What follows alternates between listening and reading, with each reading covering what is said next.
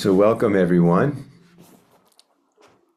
So let's start today with the concise, unceasing river of the four empowerments. We won't use instruments. We'll just sing it, and we'll do the English and then the Tibetan. Hoi, poi, poi. To the lamas of the three lineages and the three Buddha bodies, I pray. To the rare and precious three jewels of refuge, I pray. To the mandala of the three roots and the conquerors, I pray. To the father lineage of skillful means, I pray. To the mother lineage of wisdom, I pray. To the non-dual lineage of equal union, I pray. To the experiential lineage of realized ones, I pray. To the lineage of profound cutting, I pray. To the Siddha lineage of the awareness holders, I pray. Bestow your blessings upon me, this child who prays to you. Grant the supreme and ordinary attainments. Annihilate male, female, and Naga harmful influences, all three, into the state of the fertile expanse of the three Buddha bodies. Cut diseases of wind, bile, and phlegm, all three, within the great fertile expanse of bliss emptiness. Destroy mind, desire, aggression, and ignorance, all three, within the fertile expanse of the great mother's Buddha mind. Grant your blessings that all sentient beings of the three realms of samsara, within the great unborn, originally pure basis, self-liberate together at the same time. With the great disciplined conduct of the selflessness of things, this very moment on this very seat, cut mind, unawareness, demons, and what grasps at demons. May I seize the victorious ground of the fertile expanse of the true Buddha body. Revered Father Guru, grant your grace. Pui, pui, pui. So let's start again from the top of page 7. Kusum gyusum lama la so vadim koncho rinshin nam sum la so vadim Sasum gyawe ki vola so vade pa gyu taki gyu bala so vade ma gyu shiraki gyu bala So vadev ni me nyam jurgi gyubala so vadev to den nyam nyongi gyubala so vadev zamu chuki Yubala so ade Rigzin truptugi Yubala so ade dang so tegi bula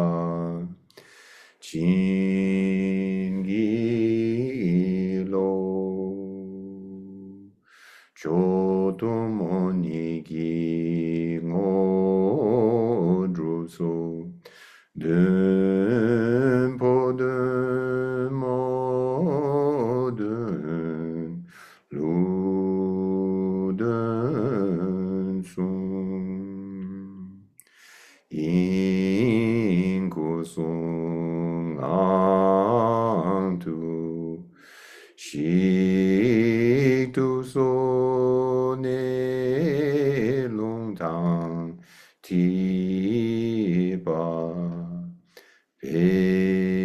pekin sung ing de dong chen pu che tu so sem tu cha je tang ti mo su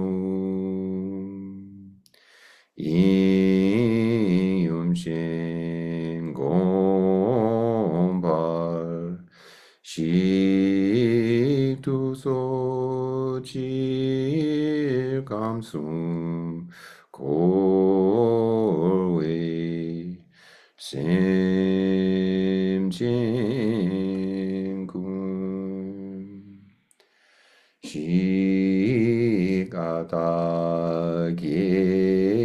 시가다게메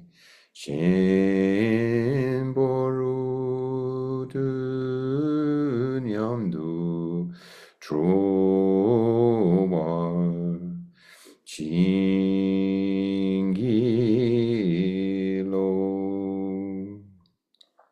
세마리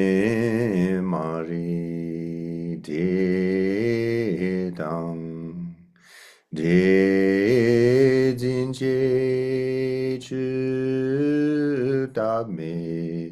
도슈 진보이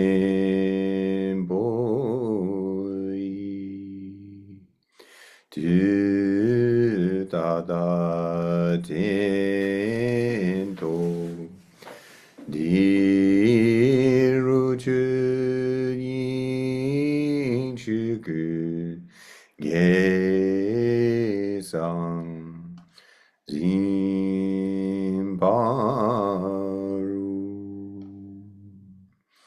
화제순남의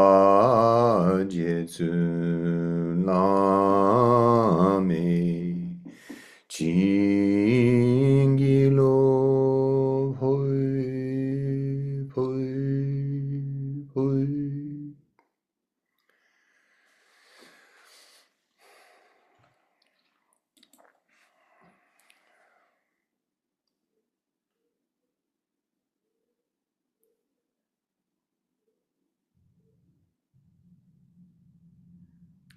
Dadenzawe lama rimuji dagi chiwo pime dejalo kaden chibunguni kusung toking odro seldu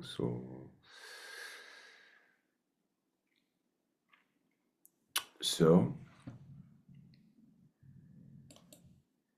there's nothing better than praying to all the root and lineage lamas and just letting go. So I think we'll start each class with one of these supplication prayers and get used to the melodies. That's the short version. There's a very long version of that same prayer with the same melody at the beginning of the mid-length sadhana. And so last time we were at the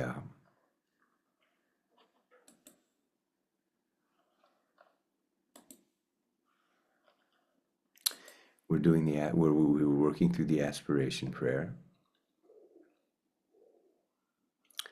and I think we're on the top of page 29 in the third or fourth paragraph. Is that what you all remember?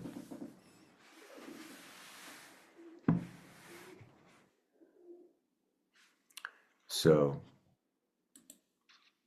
if my recollection serves, we talked about entering the mandala and taking the four empowerments, and we talked about empowerment. And now we're at the paragraph that says among the various classes of tantras of the Vajrayakinis on the top of page 29, the end of the New Indo translation. Does that sound right?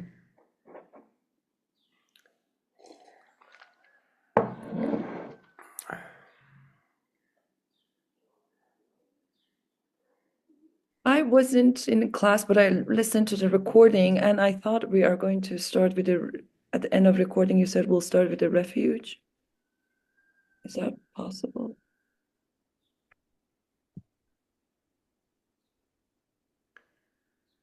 Was that the other class? We just finished the refuge in the Mundo class. Yeah, I know you're talking about the this class, it was a trauma class. The refuge, But Supreme Sacred Refuge in the bottom of page 28. I thought, didn't we talk about Dudjom Rinpoche?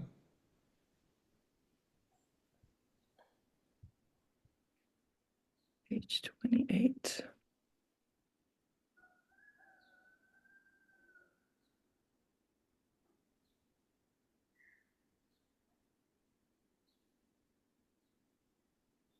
we're working through the aspiration prayer, and I gave you such a, we did so much Q&A, and I gave you such a wandering commentary that I tried looking at it last night. It's a morning here. I tried looking at it last night. I was trying to figure out where I was in the text. And I think I stopped at the samayas.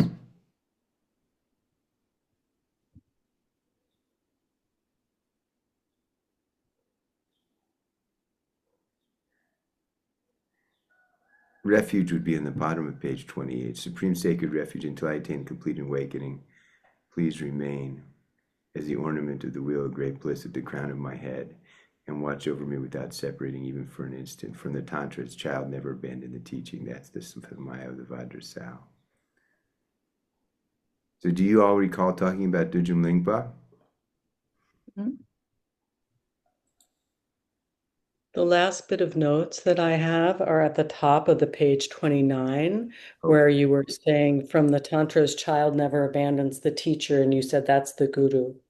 So that I'm in the same, Okay. in terms of what I'm writing down in my book. Yeah. Okay, great. Yeah, I think that's right. And so that's the samaya of Vajravarahi.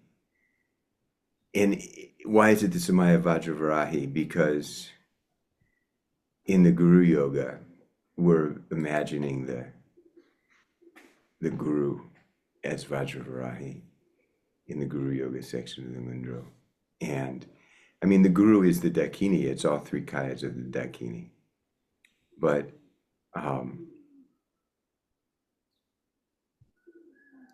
this play between the three Buddha bodies, it's already introduced. It's sort of like this whole, every little bit of this Mundro is like a Zen koan, where it switches between perspective. So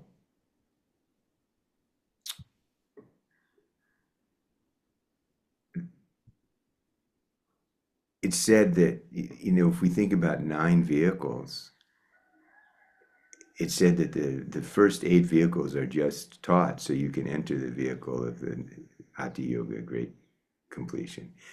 This is a great completion style practice. And so it's often like a second or third practice that an advanced practitioner undertakes, but sometimes people just start with this, and then the mudra becomes really important. But even from the mudra, this is such a wonderful mudra. Everything is sort of coded in there. When we talk about Dzogchen, you don't really start the practice until you really get the view. We're sort of faking it until then. And the view is non-duality. How can you relate to non-duality from our perspective? It's very hard. And so there's a lot of flipping back and forth. Like when we think about 3 Buddha bodies, I actually think I just mentioned this in the Mundo class on Sunday. I was talking about how Soksi Rinpoche, or maybe I did it in this class. I can't remember now. It was our last class here. Just as a kind of an oral instruction, he talked about, from a Dzogchen point of view, when you look at creation stage practice and visualization, the aspect of emptiness is the Buddha with the true Buddha body, the Dharmakaya. The aspect of knowing is the beatific Buddha body, the Sambhogakaya. So beatific is like joy. It's the completion of enjoyment. So joy means bliss, but joy also means like using something, right? So the completion of using something is knowing, using, relating, doing, is only complete when there's no separation, right? So if you look at the Jamgon Kondrol's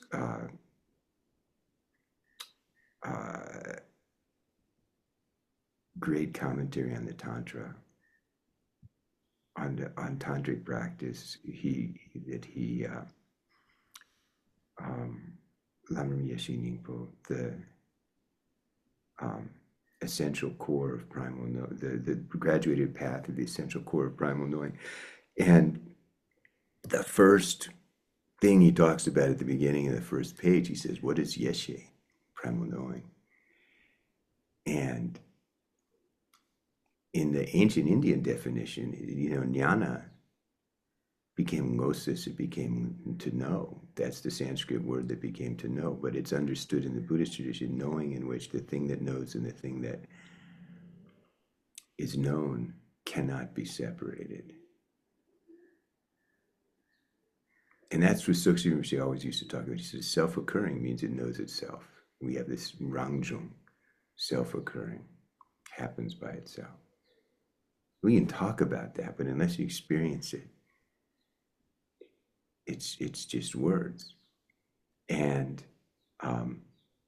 but in the aspect of form, then is the nirmanakaya, the emanation body, and those all have to be like not separate.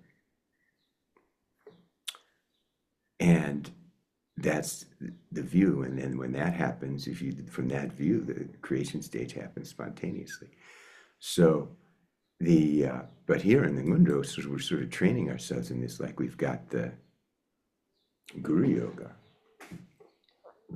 and we're THROMA, which is the emanation body. So it's like form, looking back at knowing, Vajrarahi, the beatific body. And knowing appears in the same form as form, is the same knowing, right? So in the Undro Guru Yoga, it's the same form visualization. You're THROMA, but you're read in the same accoutrements, form visualizing as Vajrarahi. And then above, behind, around, encompassing that, visualized iconographically as above is the total goodness. And within the space of total goodness is all the Buddhas and Bodhisattvas and lineage lamas and Dakinis and Dakinis. So it's all kind of coded in there. And so never abandon the teach, never abandon the guru really means never abandon the view, right? But the way we hold on to that at the beginning is remembering the kindness of the outer guru and our teacher. And then, and all of us are in a different situation. Like if you had some really close relationship with the teacher who gave you, there may be one teacher who gave you empowerment teachings, everything, or you may have a few different teachers, right? So like the guru is manifesting different forms to take care of you. So you can relate to the outer guru, you can relate to the inner guru, like everything is a manifestation of the Dakini. And that knowing manifests as the form of the guru. That's Vajrarahi. The Vajrasau, one taste. In one taste, everything's a teacher. Everything's complete and perfect. Right? Vajrasau, one taste. One taste, but also like the roar of one taste. That's how this sort of like shatters samsara and nirvana. And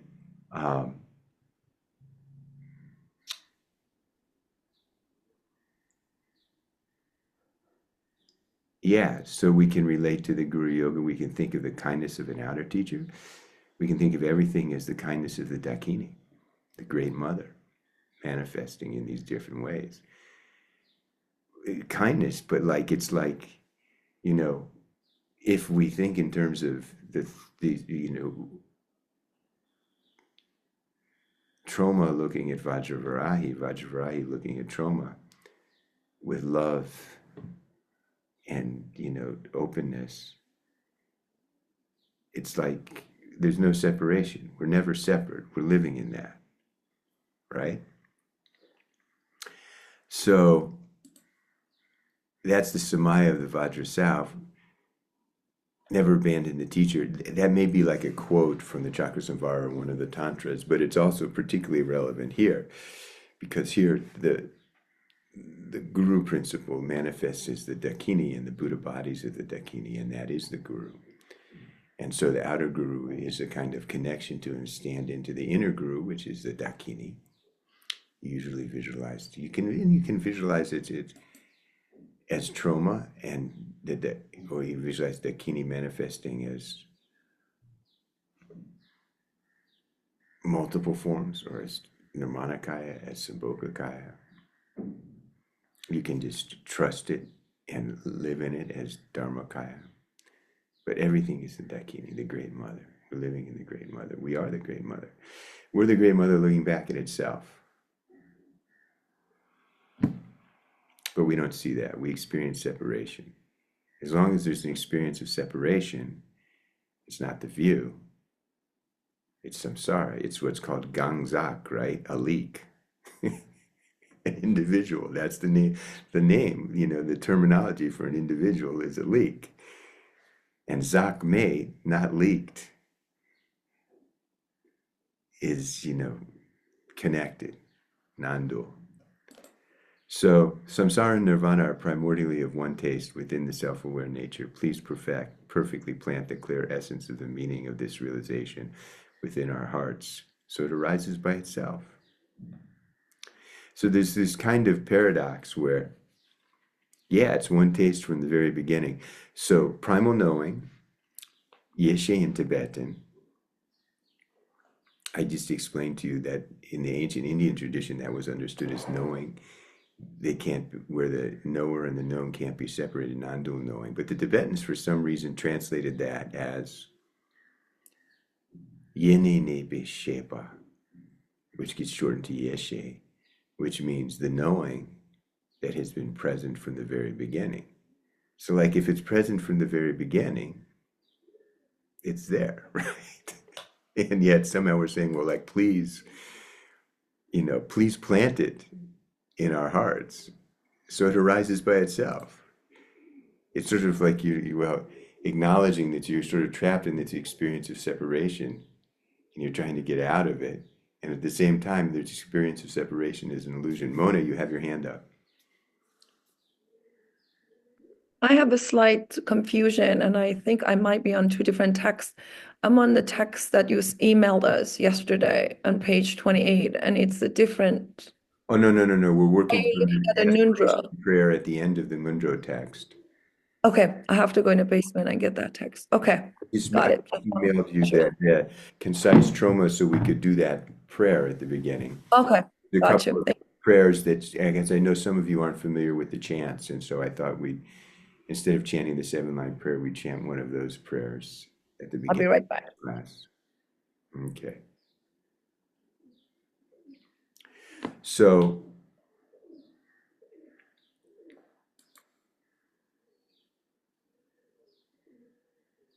samsara and nirvana are already primordially of one taste. What is samsara and nirvana? Samsara is separation, fragmentation. Nirvana is single taste of great bliss, peace beyond hope and fear, no craving, and no separation are primordially of one taste. Separation and non-separation are primordially of one taste within the self-aware nature. So why do we have to say, please perfectly plant the clear essence of the meaning of this realization within our hearts? So somehow, if we never separated, we didn't need any help, but we need some help. And so that's why we seek out the guru and the lineage and the teachings, and we go through this empowerment ritual. And there's some kind of energy from the space that never separated that gets dropped into us, at least from the illusory perspective of being separate. And if we can,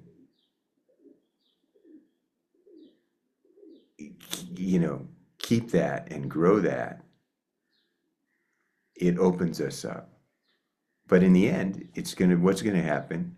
It's going to rise by itself. It's coming out from inside us. And it rise by itself sort of means, like, from the sutra point of view, you have to grow your bodhicitta and build your bodhicitta. from a Dzogchen Tantra point of view, how can you do that? Right? Relative bodhicitta, you can fabricate. Ultimate bodhicitta, it is what it is, what it is. You just have to get out of the way. So the paradox in you know, you get to the essence of the Buddha's teachings. You just have to trust. All of the qualities are there from the very beginning. The answer is to let go, let be, get out of the way. So it takes tremendous trust, right? You got to trust. Sometimes trusting ourselves, our Buddha nature, is harder than even trusting the lineage or trusting the guru. And that's one reason we need a guru to rely on. To convince ourselves we can do it. Someone has to convince us we can do it. And the interesting thing is when you get to the point where you can really do it, that devotion and openness and trust towards the guru and the lineage, it gets greater. It's not like it's something you discard and you don't need, because you feel that connection and that non-separation.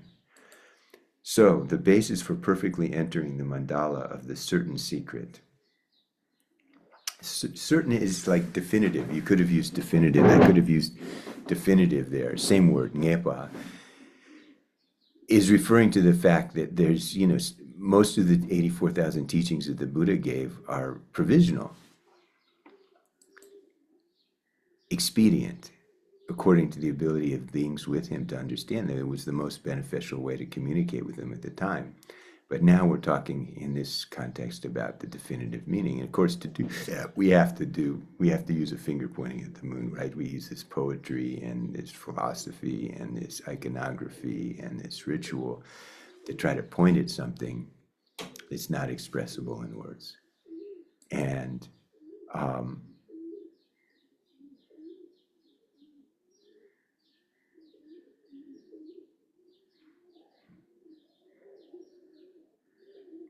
a mandala is there's this wonderful book, Dudjom Rinpoche, especially early in his teaching career in the West, sometimes he just let it hang out with these amazing teachings. Orderly Chaos, he talks about mandala. Keel Court, the Tibetans translated, I don't know, I'm not properly educated with the etymology of the Sanskrit, but the Tibetans translated it as Keel Court. Keel means the center. Keel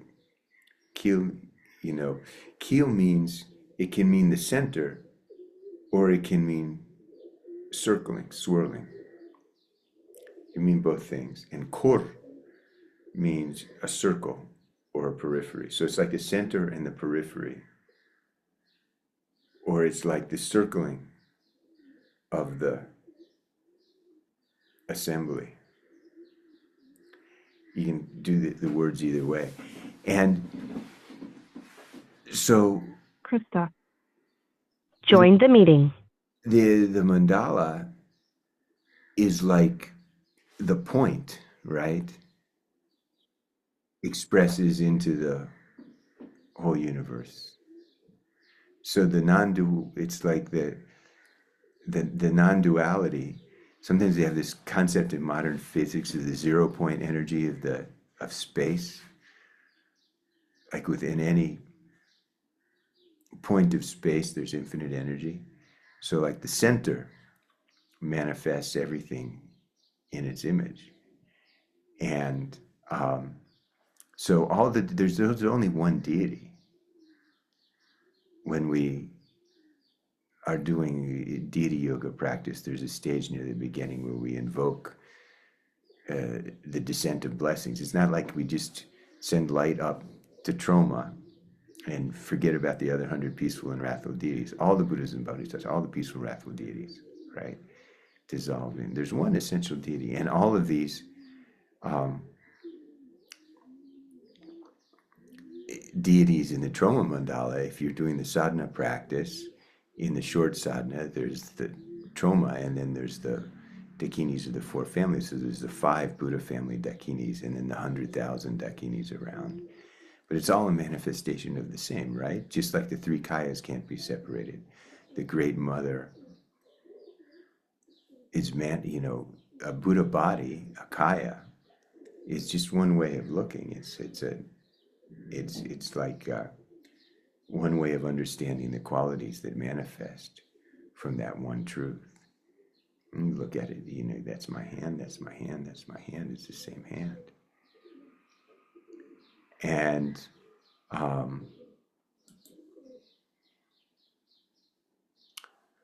so the basis, the unexcelled skillful means is the body, speech, and mind and primal knowing. These are the four Vajras. So in order for us to practice the Vajrayana, to enter the mandala, body, speech, and mind and primal knowing are the essential elements. This human life, we've got a body, physical body, form. So somehow we have to manifest our duality in this way in order to transcend our duality. We've got form, we've got speech energy, we've got mind, space of mind. So at the level of Kuntu Zangpo, it happens all by itself. But once we leak out to that level, into this fragmented separation, at the level of primordial Buddha, I think all of you at one point or another have had the mountain retreat teachings of Dudjom Rinpoche. Sokso Rinpoche taught that when he was in Denver. And right at the beginning, he says, Kuntu Zangpo, total goodness, the primordial Buddha Samattabhadra,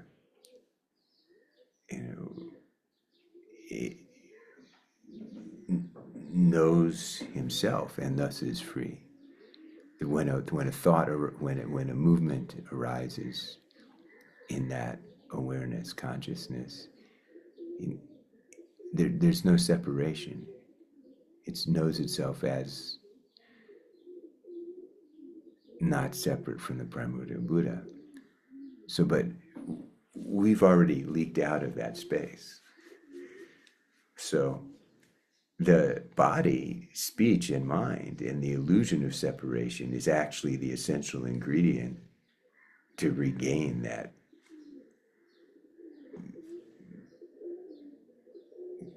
unleaked unitary space. We can't ignore our body, speech, and mind. Our body, speech, and mind. Sometimes it says the poison is the wisdom. The delusion is the samsara is the path to nirvana. And because it's all the self-expression of primal knowing. These are the four Vajras. In other words, Vajra,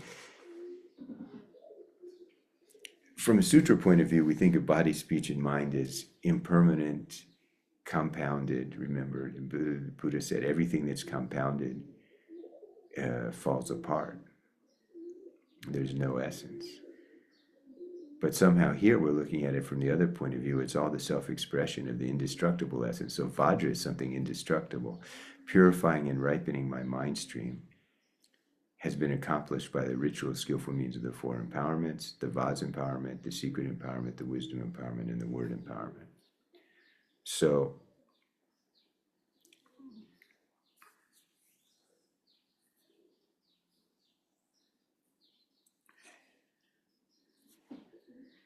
in the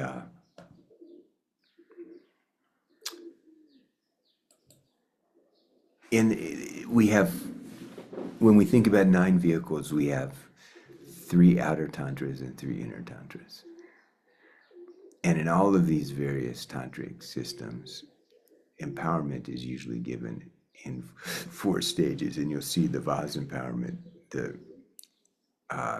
secret empowerment, the primal knowing empowerment, and the word empowerment.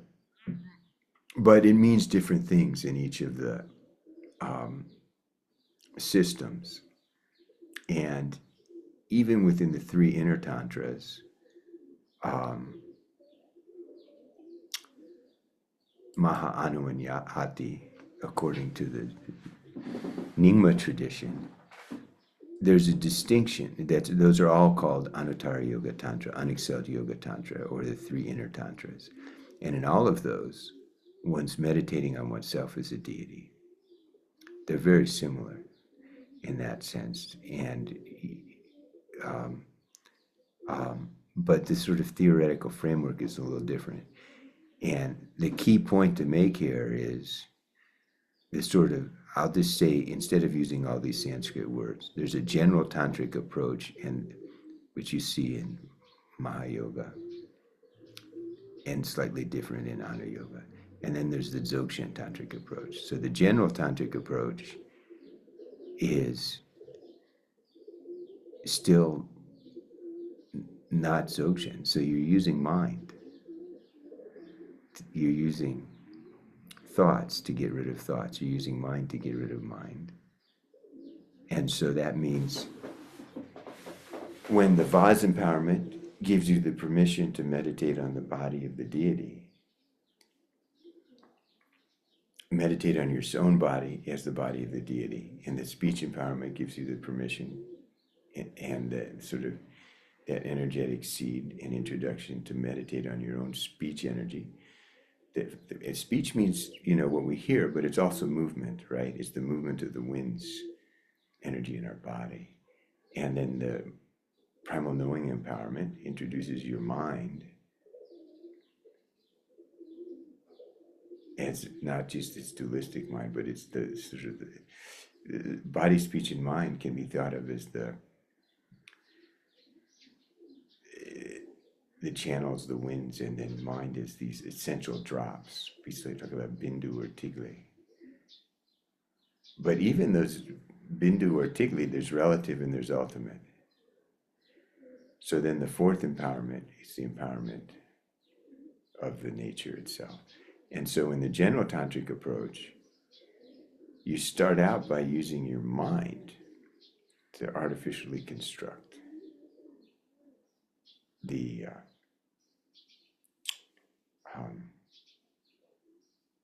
this oneself as a body of the deity and all the different characteristics, and the environment is a mandala. So it's sort of the form level, the Nirmanakaya level, right? And then once you've constructed that artificial mental construct, this is the general tantric approach, right? Then you start meditating on the speech energy, and you can use physical yogas, or there's ways to do it with just mental meditation. And then you start to experience all of that sort of disorder and confusion as bliss. But it's still a mental fabrication. And then the third empowerment,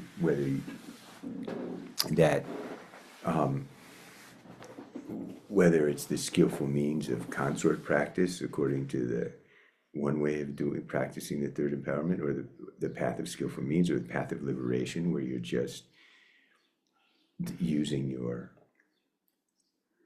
meditative concentration, then again, there's something you're actually realizing what's called the peiyeshe, the exemplary primal knowing. So basically, you're stopping your dualistic mind with these techniques. And finally, at the end, you get sort of introduced to the unity of all of it, and let go of those mental constructs.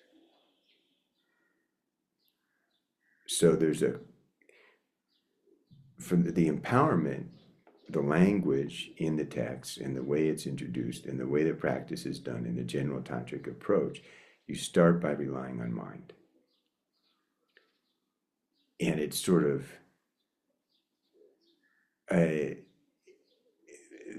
this is why I usually use this analogy for the Madhyamaka philosophy, but something similar is going on here. I talked about it as the ritual suicide of the samurai.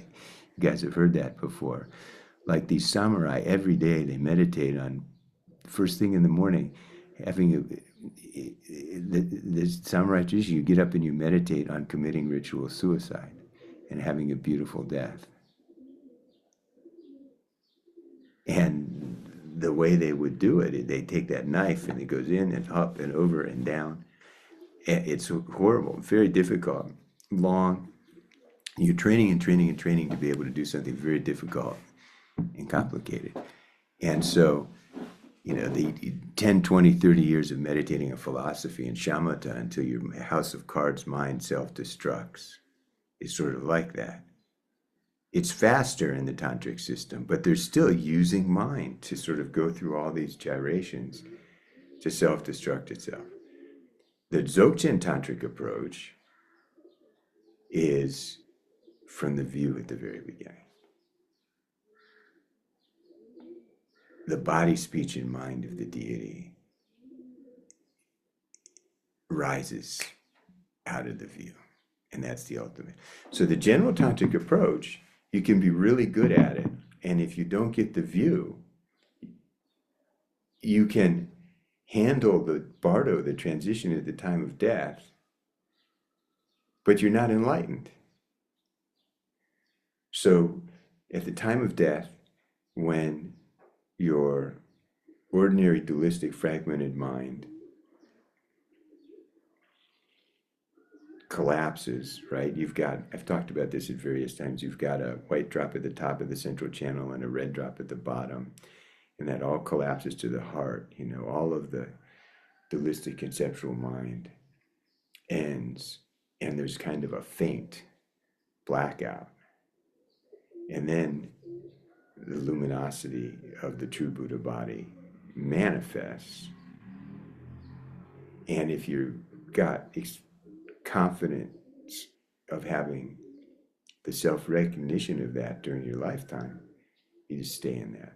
For most people, they black out, and then they wake up, and then from the true Buddha body, the beatific Buddha body, the form and light of the fivefold primal knowing arises. And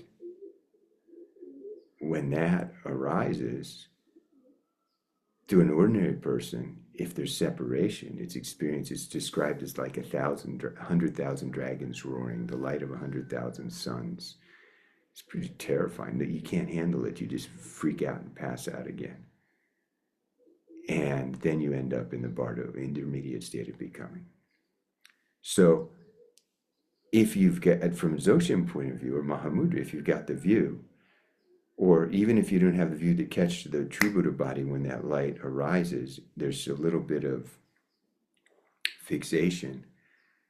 You're trained in the appearance aspect that comes with what's called the intermediate state of the actual nature, the bardo of dharmata that comes to the second stage, when all that light and sound and smell and feeling, touch, it all just explodes. If you're trained in, there's different ways to train in that, right? So the general tantric approach, if you're trained really well meditating on yourself in the deity and experiencing the mandala, even if you don't have confident self-recognition of the actual nature, you can arise in the form of the deity. You're trained so well that you don't lose it through that process, or at least when you wake up in the intermediate state of becoming, you will instantly arise as the deity. And when you do that, you can take a positive rebirth either in what's called the natural Nirmanakaya pure realm or in the human realm and continue practicing. But that's kind of the booby prize, right? That's not like, whereas if you actually, if you're taking the Dzogchen approach to Tantra, or if you've taken the general approach, but you've transcended this dualistic experience of your practice, then it just arises as the mandala of the three kayas, and you're not separate from it, and you're enlightened. So there's these two approaches about how to approach your tantric deity practice. The general tantric approach, you start by fabricating with your mind. The Ati Yoga Dzogchen tantric approach starts with the view, and everything, the form of the body, the bliss and clairvoyance of the of the speech, the bliss of the speech energy, and the unobstructed knowing of the mind energy all come out of the nature itself, and the whole mandala manifests that way. So here, in if you look at like the Nyingtik Yapshi or the various Dzogchen tantras, or the way the empowerment ritual is given in the THROMA cycle, is the same as according to the Dzogchen tradition. So I've given you guys over the years, when I talk about these different approaches to visualization, it's all kind of built into the ritual and theory and practice of the way we do this. And if you go to the monastic colleges, like there's the Mahayoga commentaries and terminology and paradigm, and the Anu Yoga and the Ati Yoga, and within the Mahayoga there's like the Maha style of Mahayoga and the Anu style of Mahayoga and the Ati style of Mahayoga. And if you read Longchenpa's Clearing Away Darkness in the 10 Directions commentary on the Guhyagarbha Tantra, he'll say in the Mahayoga you have 5 levels of view, and the highest level gives you the lowest level of the Dzogchen view, and you can just drive yourself crazy with all of this. I mean, it's a wonderful scholastic tradition, but as practitioners we can get lost in all that labeling. And what it really comes down to is you've got the mind getting mind rid of mind approach, which you see in the sutras, but then in the sort of general tantric approach is the culmination of that, the most powerful way to do that, but it's still mind getting rid of mind. And then you've got the Ati Yoga Dzogchen approach, which is you start by letting go of mind. You start with that awareness. And since we're beginners, we can't really do that, because we sort of have glimpses of that. We pray to the Lama and let go. We are in the presence of a teacher and we have those glimpses. So even though this is an Ati Yoga Dzogchen tradition of practice, when we do the visualization, at the beginning we have to come in and use our mind a little bit. And then we alternate, coming at it from different ways. At the beginning we have to work a little hard, build that house of cards, relax the house of cards into kind of a flow, acid trip kind of thing. And then sometimes when we're exhausted, just completely let go and notice what happens, and then come back to sort of the more fabricated side, and then see if we can practice unfabricated side with the visualization. And whether we're doing creation stage practice, like the short or medium sadhanas, or whether doing our Yungundro, I mean, once we get to the 3 Kaya Dakinis and the Guru Yoga, we're doing creation stage practice. Is everybody following me here? I think that's a thumbs up from Libby and Mateus. Okay. So I bet you guys didn't know all of this is in the aspiration prayer. There's a reason, it's like a ritualized thing. Like people train in the basic stuff over and over and over again. And then over the years, you start to realize it's all sort of coded in, and there's a structure to the way it's all coded into what we do. And that's designed that way. So among the various classes of tantras of the Vajra Dakinis, the 14 root downfalls are renowned. There is a vast, limitless ocean of tantra. You have various revelations of tantra and lineages, on the summit of Mount Malaya, Vajrapani, King Za, or at the charnel ground, the Dakini, Lake Iwangmo, and the 8 great Mahasiddhas. So there's these various transmissions from the time and space beyond time, the non-dual mandala manifesting down in the human world, or the lineage of Dzogchen through the Garb Dorje, or Saraha revealed some things, and in the New Translation School, and we have this Terma lineage that keeps connecting with that. And so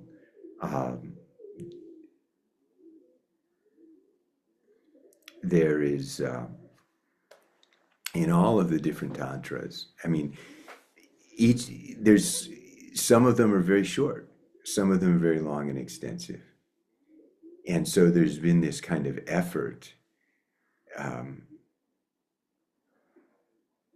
Buddhist scholarship in ancient India, and then again systematically by these leading scholar Siddha masters who came and transmitted it to Tibet to sort of organize this stuff and make sense of it.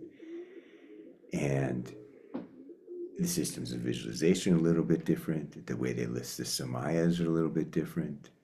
And each one of these is, it's all finger pointing at the moon. Remember, so we're just, Tantra is kind of like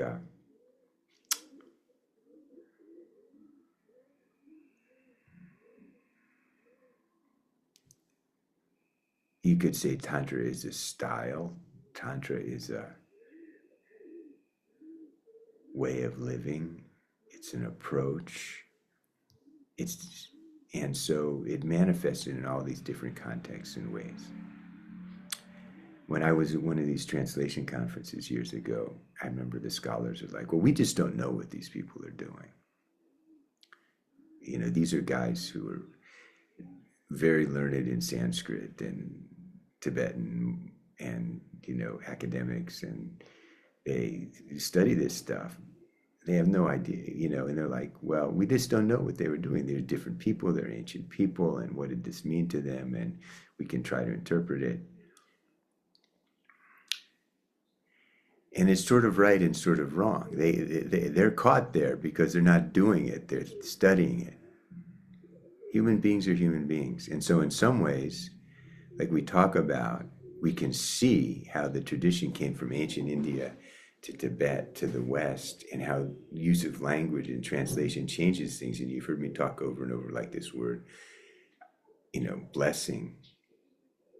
Tibetans were saying waves of grace, wave me with your grace, not bless me or give me a blessing.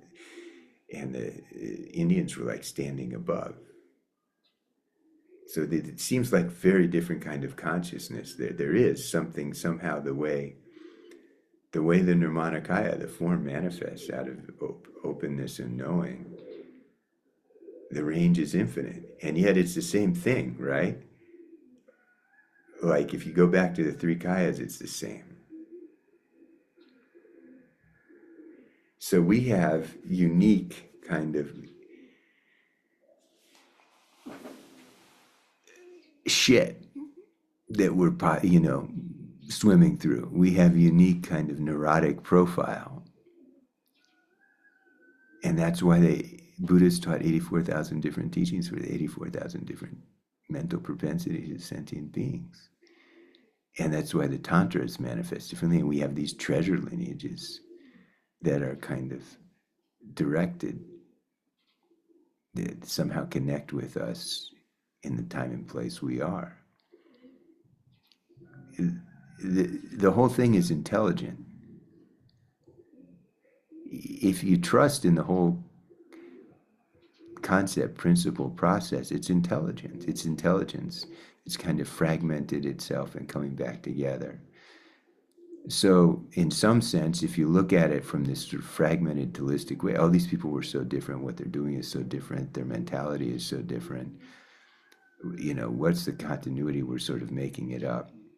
That's a cop-out from someone who doesn't really look at it from the experiential point of view, from the ultimate meaning point of view, because they can't even grok that. But if you come at it from that point of view, the fundamental structure, mechanism of Buddha mind and deluded mind is the same. And so our challenge is in our own particular, we have this culture that's so materialistic, so encourages fragmentation. And, we've think about how much time, energy, resources we used to create, we think that we worship a God, right? That gives us powers. But it's a demon. And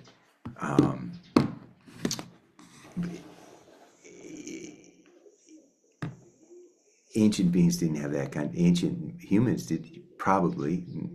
The ones we know about didn't have that kind of technology. Maybe the ones who built the pyramids, if they were humans or space aliens or whoever, had a technology even better than us. We didn't even know how we would build the pyramids right now. We don't have that technology. But,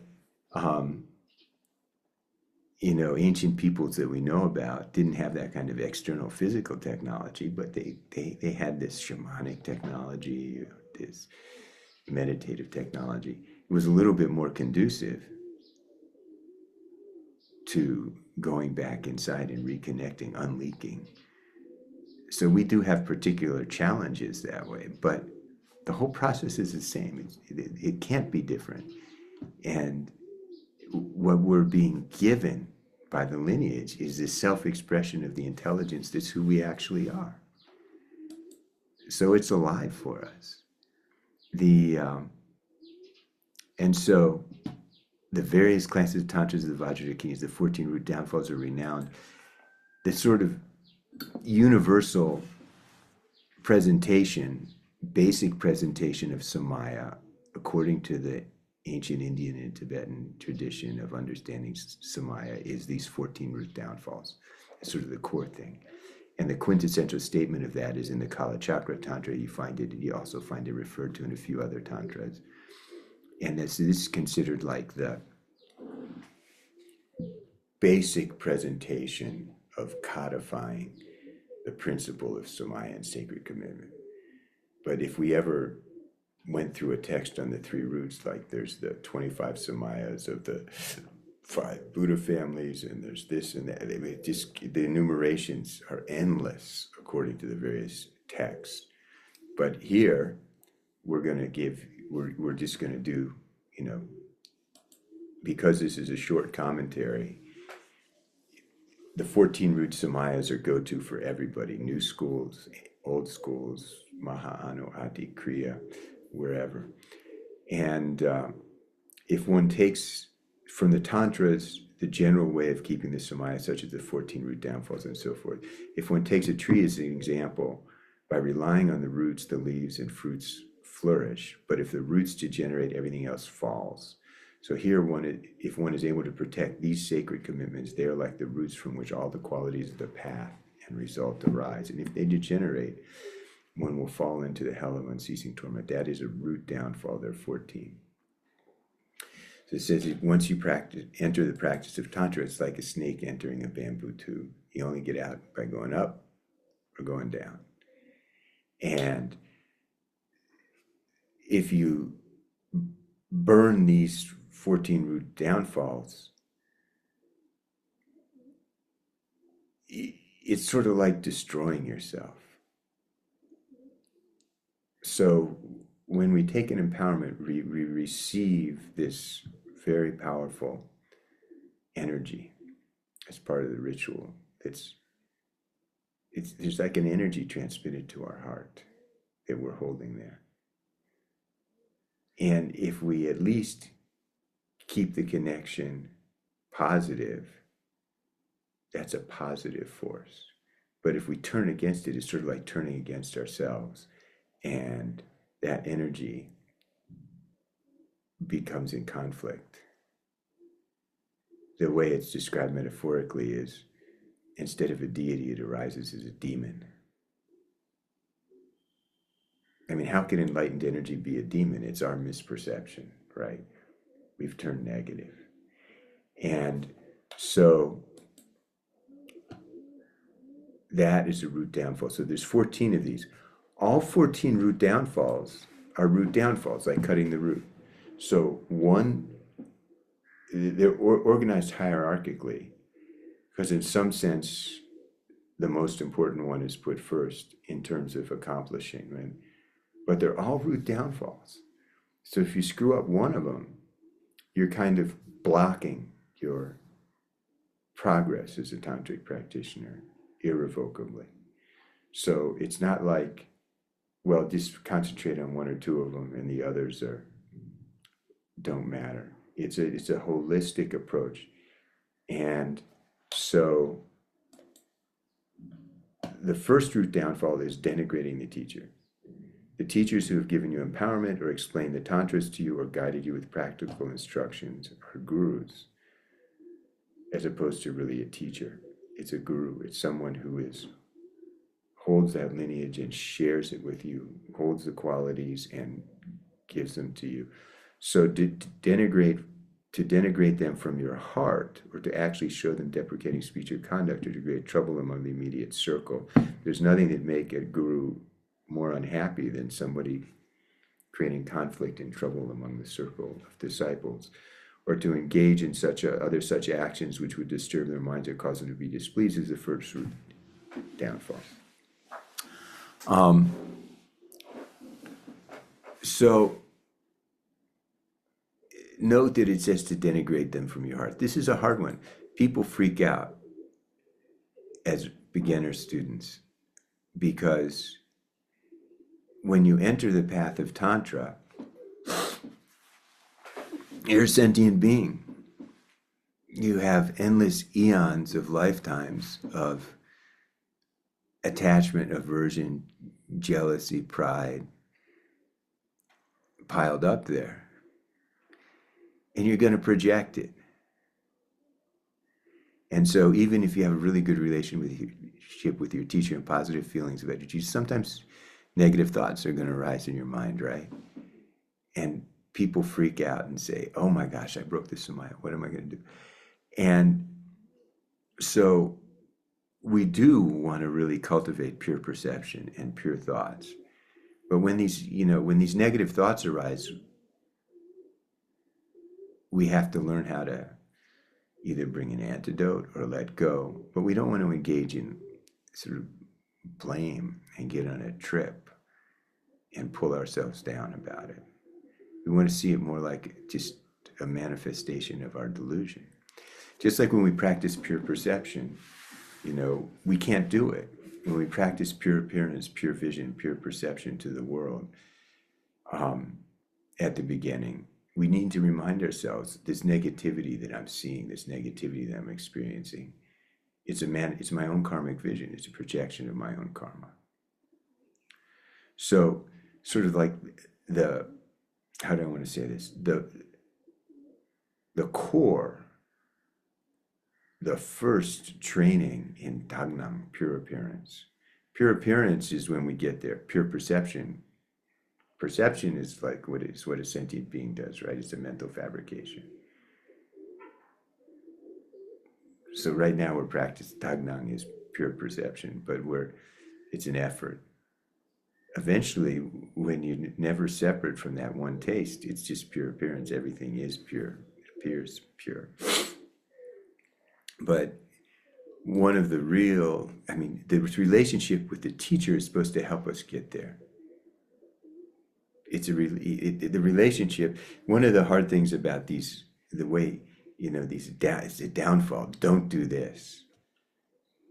But actually, the relationship with teacher, it's about the love and the inspiration and I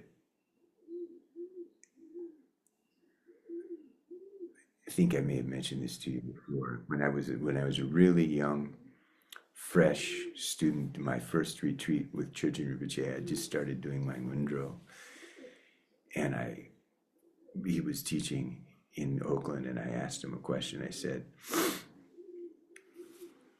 okay, so I've read these texts about explaining samaya and what we're supposed to do and what we're not supposed to do, but why? Why are we doing this? And Rinpoche thought for a moment. He said, the teacher sees the student into a Buddha, and the student sees the teacher into a Buddha. And I've always remembered it's really profound, because our seeing is a creative act. The way we see things, we create a pure realm or we create a hell realm. We create samsara or we create nirvana in our act of perception. And you see that actually in the modern neuroscience, cognitive science. 90% of the transmission on the nerves between our brain and our eyes goes out. 10% comes in. We spend 90% of our effort filtering the 10% we get in. It's a projection. Everything we experience is a projection of our habits. So this relationship of trust and intimacy and love and openness between the guru and the disciple allows us to let go and open up. And when we let go and open up and we get a taste of the guru's mind, we get a taste of our own mind. So it's really important to keep that pure. And it's challenging. It's hard because it's like Dudjom Rinpoche often said, your best friend is the one who points out your hidden faults. And that's really hard. We hate that. So like you have a honeymoon period with the teacher for a few months or a few years, and then they kind of push you. Can you maintain that pure perception, that pure relationship? And also, these are degenerate times. I mean, we may not have to find a teacher who is totally qualified is really hard. Here's somebody like me right now teaching Tantra, and I don't feel qualified. I'm still struggling to purify my mind, stabilize my view. I fall down a lot. And somehow you guys are stuck hearing Tantra from me. It's our karma. But if you can, the more you can keep a pure perception, the more you're connected with the lineage. And all the way back to my teachers and their teachers. And so, you know, each of us is going to kind of work it out in a different way. You've got empowerments from great lamas. But even someone who teaches you one word of Tantra or Pith instructions is acting as a guru. And so you need to find a way to hold that in a pure way. And it's taught that unless you have a really close personal relationship with a guru you're gonna be kind of like a lineage holder, then you see all your outer gurus as a manifestation of the inner guru. So as a manifestation of Guru Padmasambhava. And that also, if you're a THROMA practitioner, is a manifestation of the Dakini. Or if your main practice is Mani and Avalokiteshvara, it's a manifestation of Avalokiteshvara. And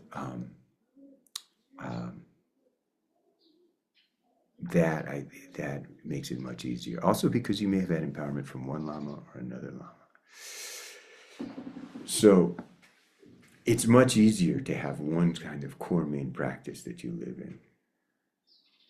The Tibetans used to say, we practice 100 deities and don't accomplish one. The Indians practiced one deity and accomplished all 100.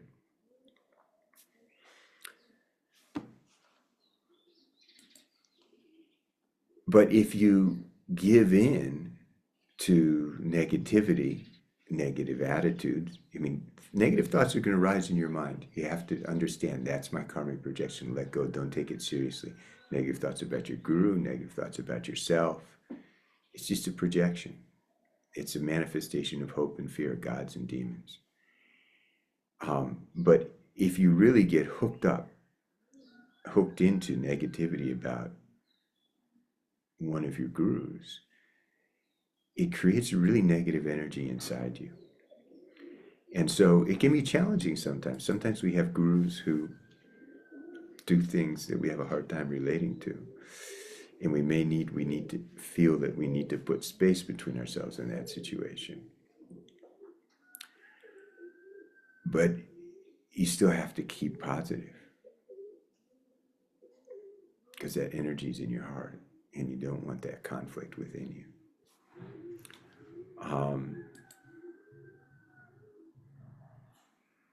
And the more we can, the teacher, the more the disciple can see the guru as a Buddha, the more the guru can see the disciple as a Buddha,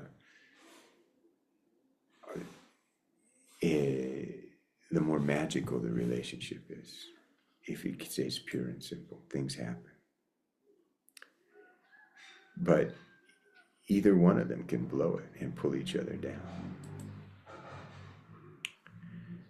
Second, violating the teachings of the bliss gone, the ones gone to bliss, the Sugatas, that means the Buddhas, to knowingly and intentionally disregard the meaning of any of the supreme teachings spoken by the bliss gone teachers, such as the 3 sections of Sutra, the Vinaya, the Sutra, and the Abhidharma, or the 3 sections of Sutra, and the 4 sections of the Tantras.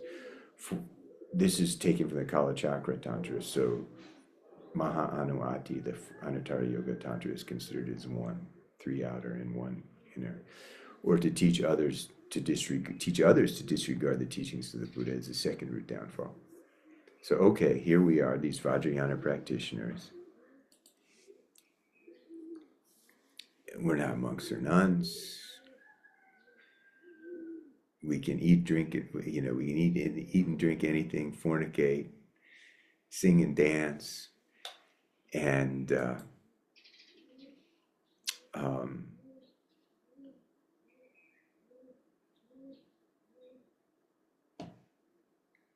so we could get carried away. We also think, oh, we have the greatest view, the highest teaching. You're going to get enlightened in one lifetime, and start to develop an arrogant or negative attitude towards any of the teachings of the Buddha. It's like Milarepa said, when you realize the profound meaning, the 84,000 teachings of the Buddha are like a lie. And yet, if you look at Milarepa's disciplined conduct, it was perfect. He was the ultimate renunciate. Even though he wasn't ordained as a monk, he was a perfect monk. So it's, we as Vajrayana practitioners, we need to practice the Hinayana and the Mahayana. And if we don't have the vessel to practice the Vajrayana. And we also, we don't want to just respect those teachings. We own them. That's our tradition. We revere them. And we also don't want to denigrate them to others. And so there was a reason why the Vajrayana, well, I've gone on a long time. I haven't taken a break, have I? Do people need a 5-minute break? I see thumbs up. Okay. We'll take a quick break and we'll come back.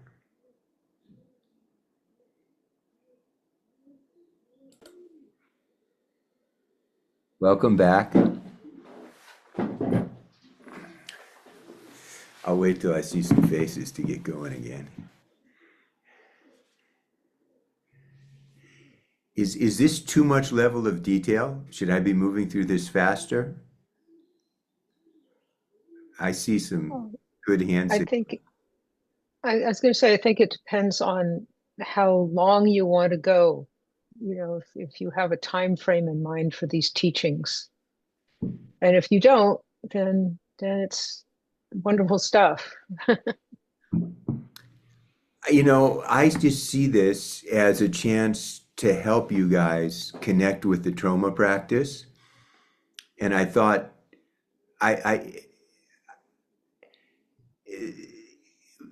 this aspiration prayer, the whole idea behind Dudjom Rinpoche's aspiration prayer, people do this every day and memorize it and learn about it and go deeper and deeper.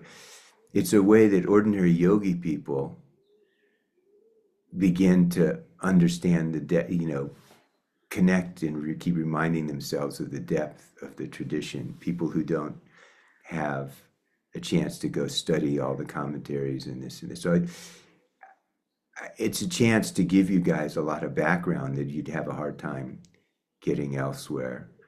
And so, but I just visualized, I mean, I kind of imagined getting our THROMA class back together again as a way to help people connect with the practice. We can have time for Q&A. And I figured we'll just work through this aspiration prayer every couple of weeks until we're finished, and then work through the mid-length sadhana, and then it'll be sometime this summer, and maybe do some retreats at my place, and people will have a lot more confidence with their THROMA mundro and with sitting and doing the sadhana. That's my game plan, but I don't really have any rigid ideas about the timing or, about what we do. I want to be helpful to you, all of you, so you can just feel connected with and deepen your practice. And the only danger about this much commentary is maybe too much for where you are right now, or maybe not. I'm fine with it, but that's just me. Other people should say something.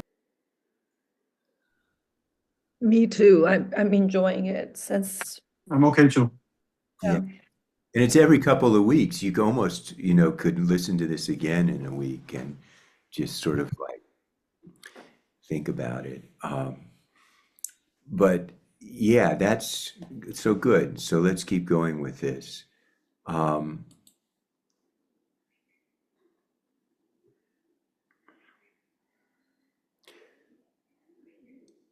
So violating the teachings of the Buddha, any of them, Sutra, Tantra, Vinaya, Abhidharma, or disregarding them, teaching other people not to take them seriously, that's a second root downfall. So here we are as tantric practitioners. We're, already this is not easy. We have to try to keep our totally positive relationship with our teacher and all the manifestations of the teacher and all of the Buddha's teachings. And all of these teachings, some of them seem contradictory.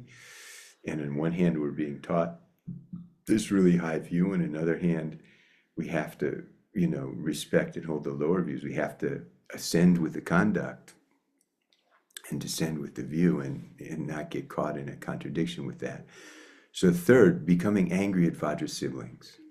This is really important. Remember, these are all root downfalls. It's not like you can have a good relationship with your teacher and broken relationships with your Vajras and brothers and sisters, and it's all going to work out. It's at some level, it's just as important. The teacher is put first because the purity and openness and surrender and love in that relationship is what connects us with our own nature and opens it up for us. But at the same time, we can totally block that by blowing our relationship with our Vajra brothers and sisters.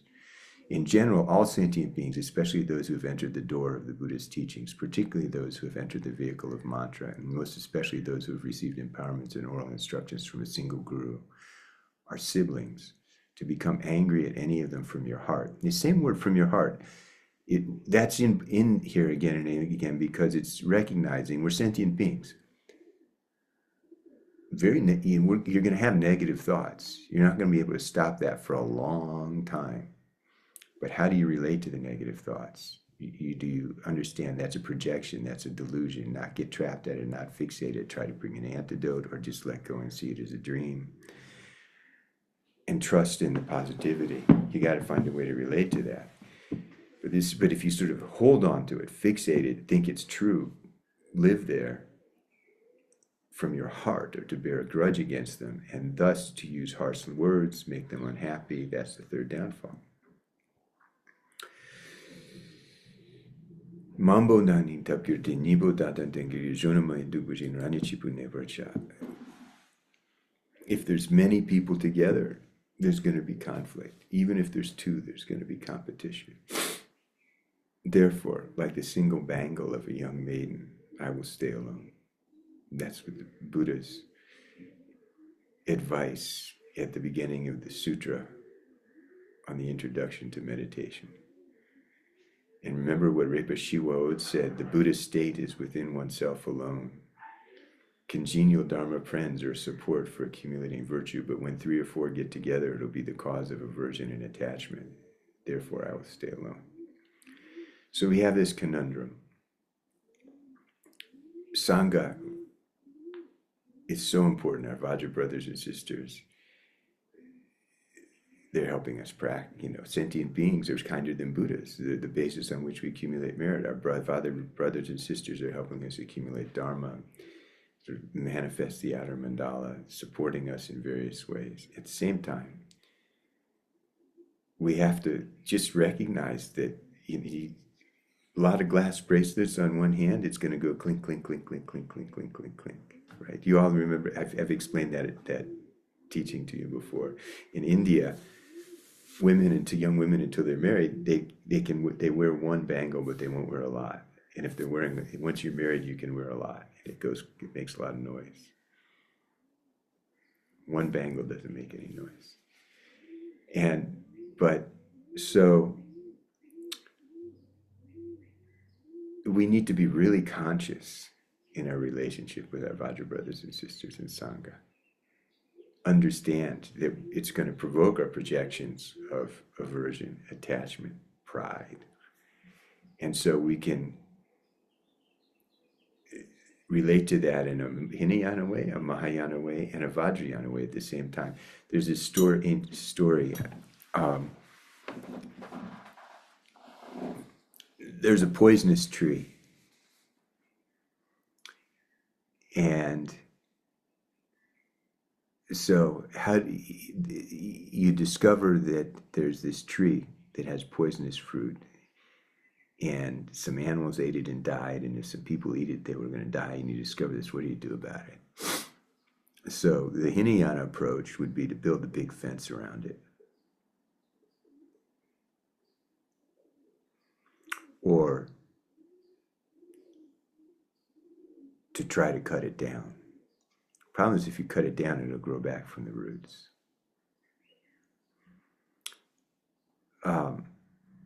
No, let me see if I'm remembering this right. Oops. Sorry.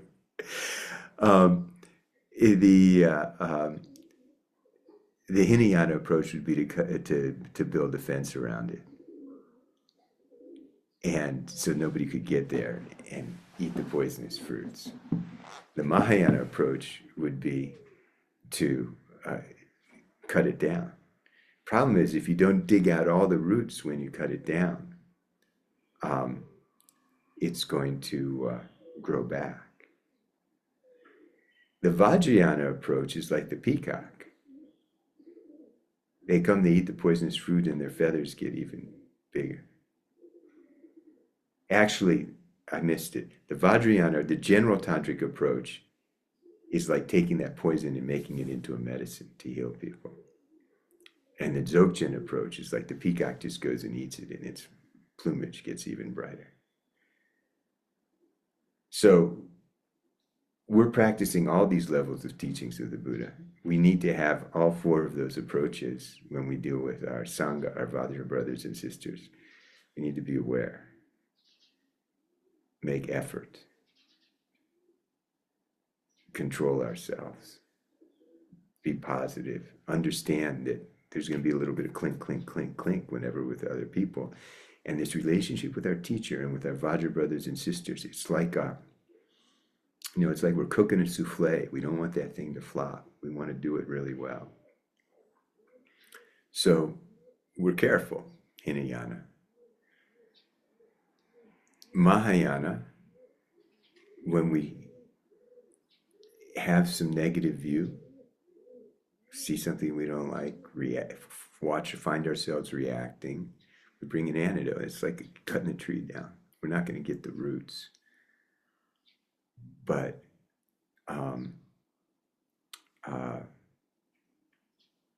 we could, maybe there's various ways to tell this story. I didn't get it 100% right.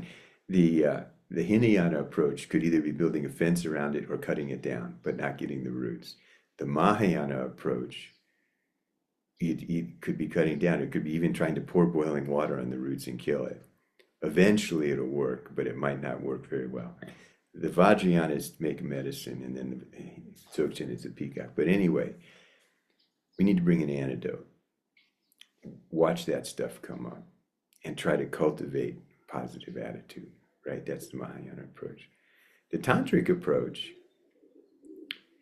is when we see those negative thoughts come up, or when we see the positive thoughts come up, it's a projection, it's illusion, it's a dream, we don't take it seriously. Or from a THROMA point of view, those are the demons and gods and demons. Let them eat us up. Don't worry about it. Live in the space, the openness, the love, the trust.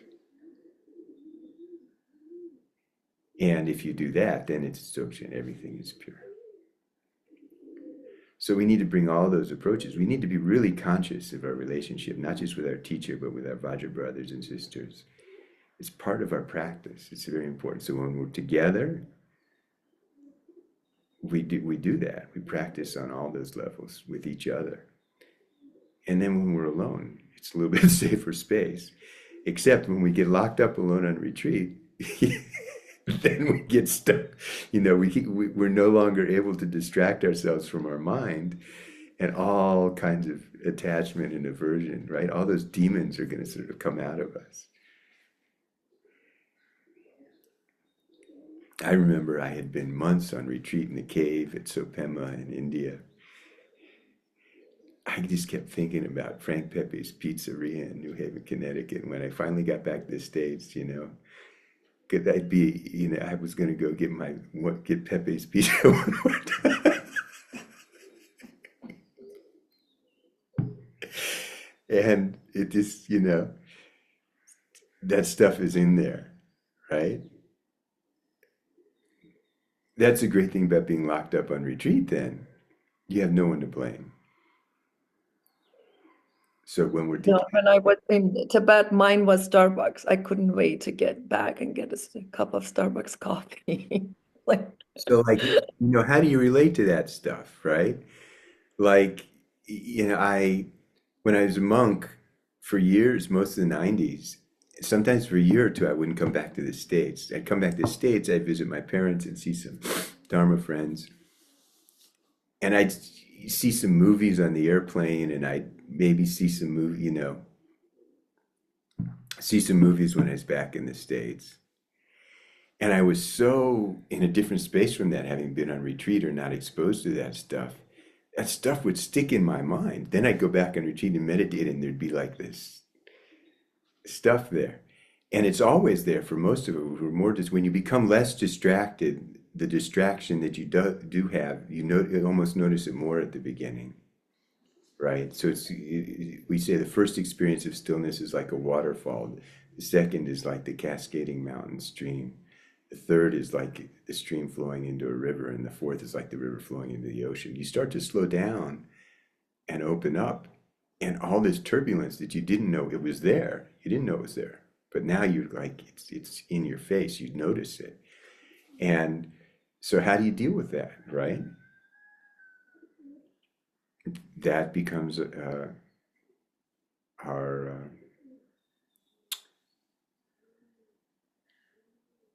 that's our work. But that's a benefit of going in retreat. And then there's a benefit of coming out in retreat. Eventually, it's said in the Dzogchen traditions, even when you recognize, right? You have to recognize. But then you have to train in the manifest energy.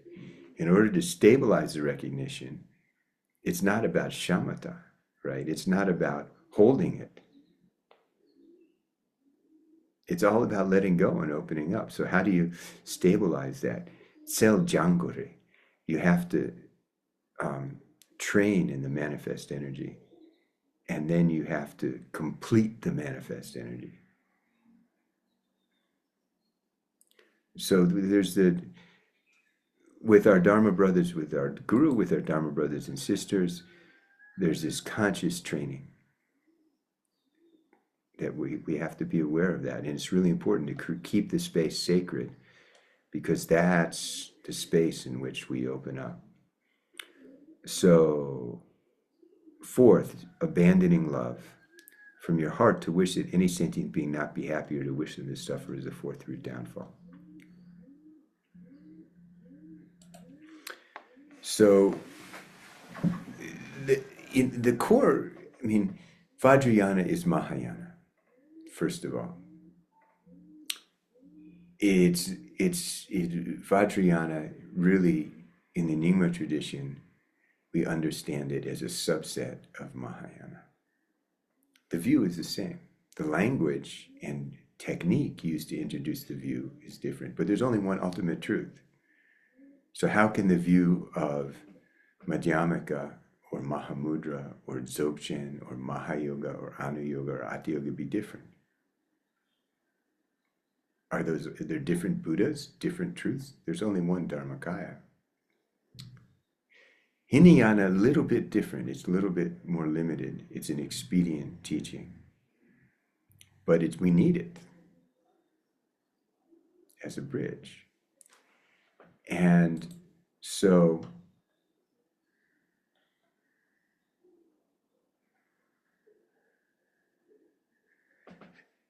abandoning love, we talk about,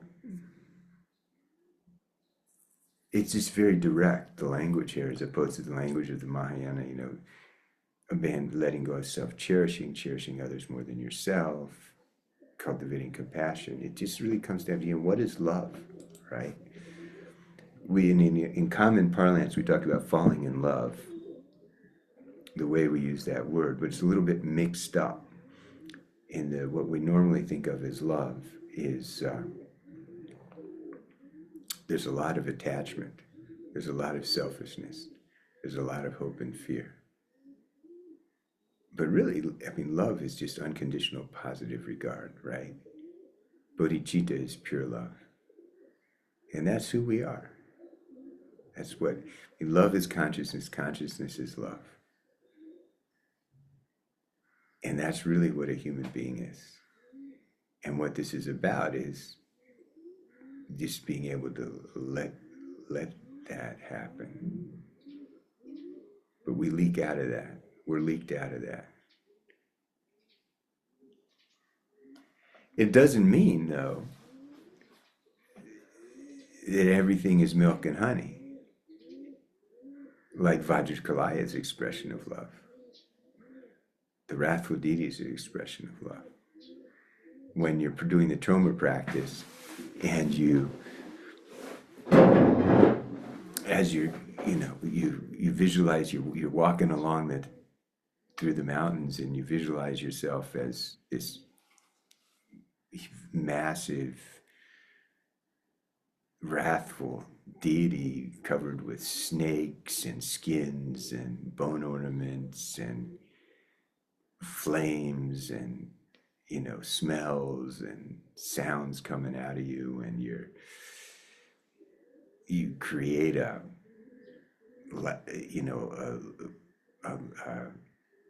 lasso of wisdom fire, and grab all the, you take a human skin and visualize smashing the earth and smashing the places around you and scaring all the local spirits up and the gods and demons, and shaking them out of their hiding places and catching them in a net of primal knowing fire, and grabbing them and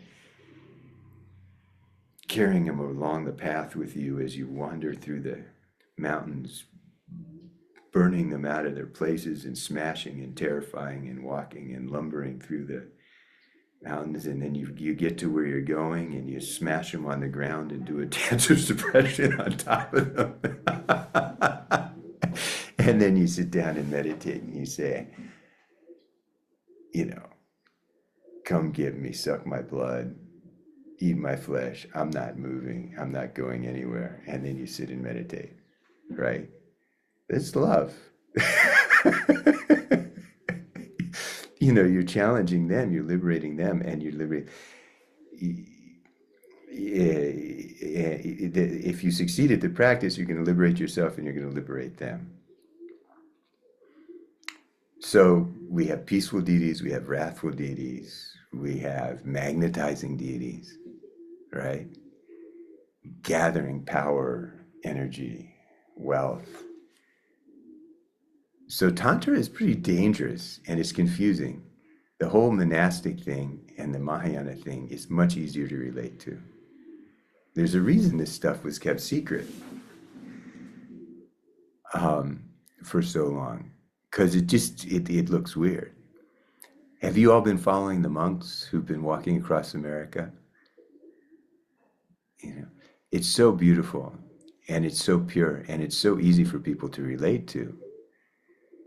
Whereas what we're doing is sort of like, what does that have to do with Buddhism? What is that? You know, it really, and then you start doing these wrathful deities and then practices to accumulate wealth or power, you know, like a Kurukule or a Zambala, or, you know, it's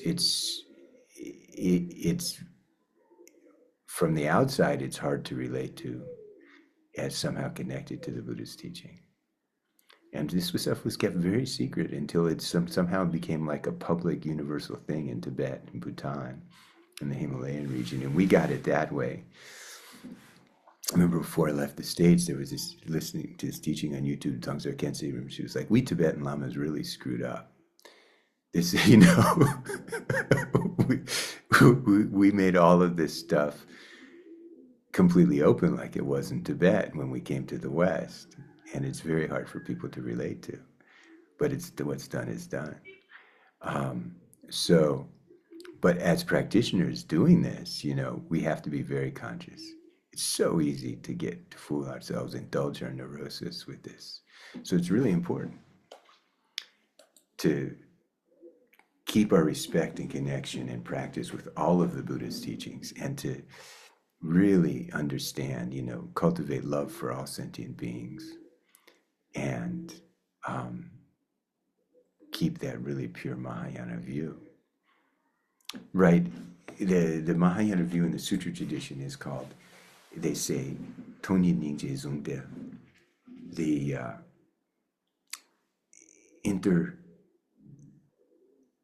the union and interconnection of emptiness and compassion. And so emptiness, and that's sort of like approaching it, you have to say that, because in the sutra language, we've got emptiness, like it just sounds sort of dead, and we've got compassion, which is a little bit of a analytical term. But love is consciousness, is emptiness, is openness, it's just different words, is awareness, is life. These are just different ways of, you know, looking at this something. It's all the same thing.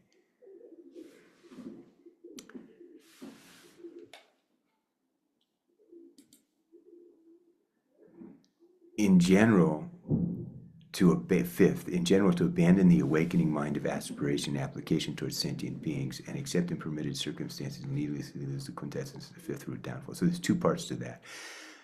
It's almost, the first part is almost just restating, abandoning love, very direct. Abandoning the awakening mind, the bodhicitta of aspiration and application. Okay, so that's the more structured Mahayana way of thinking about bodhicitta. It's just reminding us in different ways of the same thing, except in permitted circumstances and needlessly lose the quintessence of the fifth root. What that's referring to is solemn practice. So there are two general approaches to tantric practice, the path of liberation and the path of skillful means. In the general approach, there's a general tantric approach to the inner tantras and the Dzogchen tantric approach. So in the general tantric approach, we talk about the path of liberation and the path of skillful means. Libby. I just, on that, the fifth point, I want to just clarify, is that word supposed to be loose or lose? Lose. Did I say? Okay, because it's written loose, and I was a little confused about the meaning. You caught a typo, Libby. Thank you. My job, sorry. Yeah, you used to help me with that when you were doing editing for me.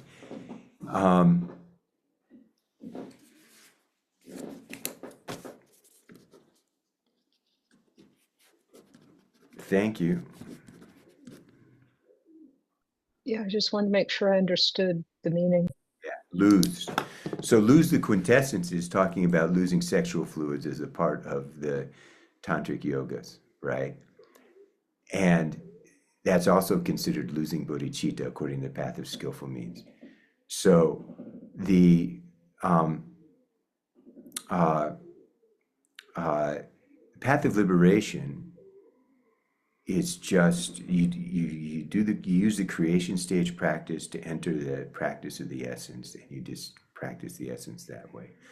And there's none of these physical yogas. The path of skillful means is you use the creation stage to enable yourself to practice the physical yogas of the winds and channels and drops, where you hold the winds, and then that introduces you to the essential view that you take to practice the essence.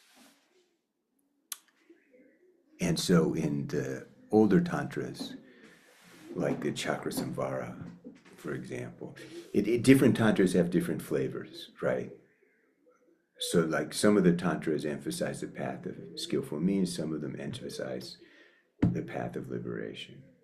Remember, this is a general tantric approach, not the Dzogchen approach. So tantras like the Chakrasamvara tradition, very strong emphasis on the path of skillful means. Doing the yoga, doing the Tummo mystic heat, doing the sexual yogas. But as I just mentioned to you about a half hour ago, you do all of that and it stops your mind with bliss, and it introduces you to what's called the exemplary primal knowing. It's still not the real thing. And so in the Dzogchen tradition, you see in like the Nyingtik Yapshi or in some of the Terma that emphasize Dzogchen practice, there are some physical yogas of winds, channels, drops. But like if you look at the Nyingtik Yapshi, that where like in the I think it's in the Bhima Nyingtik, the short little section where they introduce those yogas, it said it's called Lugik Excel, clearing away obstacles to the body. So from the Dzogchen tradition, all of these Tsalung and physical yogas are considered a skillful means to support your practice. If you're living alone in the wilderness, in the mountains in Tibet, or if you have physical obstacles, illness, it's a support. But in our lineages, Libby, can you take down the hand? Because I keep thinking unless you still have a question. Do you still have a question? Okay, good.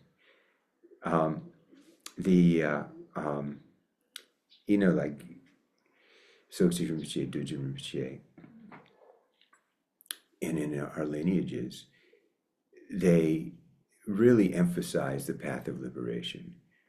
That you can spend so much time and energy on the path of skillful means that it becomes a sidetrack, and it's very seductive, right? Like it's cool. And everybody likes bliss, and everybody wants to be able to do this stuff, and people want to get physically stronger and healthier. It's a good thing. It can be a good thing. It can be a really support for a practitioner if at a certain point in their path.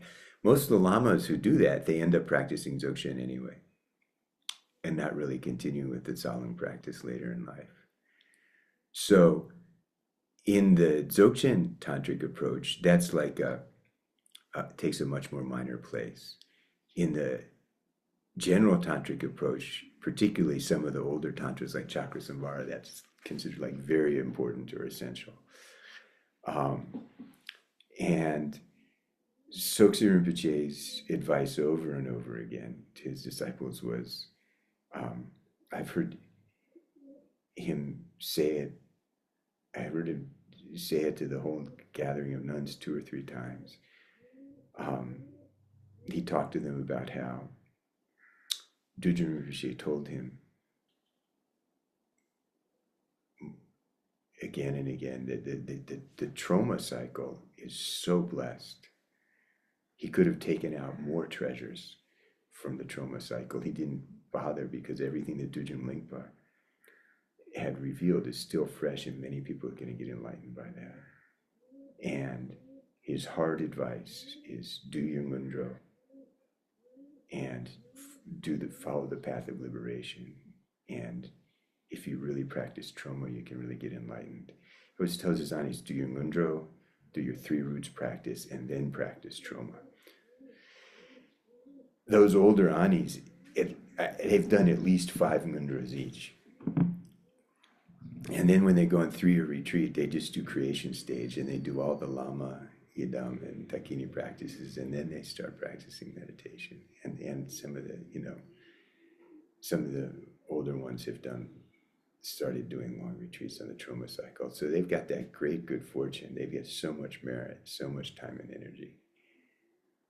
I think for most of us, if we can just really do the THROMA mundra really well and enter the THROMA practice authentically, and then according to how much karmic interdependence we have, we can work with some of these other parts of the THROMA practice.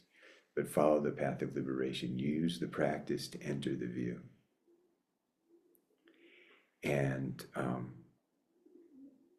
Mipam Rinpoche, late 19th century, there's this wonderful prayer, which you can find in English on Lotsawa House and a bunch of some other places. Chandra Gompa practiced it, the self-radiance of the Vajradhatu, the aspiration to the ground path and fruition of the great completion. In the colophon at the end of that, he says, in the future, the practices of the creation and completion stage are going to be difficult to accomplish. At that time, it said, the practice of the mind of the primal Buddha, Kuntuzangpo, total goodness, will arise. In other words, in this special time, it's a degenerate time, and the causes and circumstances to really be able to take that general tantric approach and practice creation stage as a way to enter the completion stage and the union of completion, creation and completion, to get to the view and then build that sort of older, long, canonical path of Tantra. It's very hard. Just very few people have the causes and circumstances to do it. But if you can, in that time, it's almost as if the Dzogchen tradition becomes more powerful because things are so wild and crazy.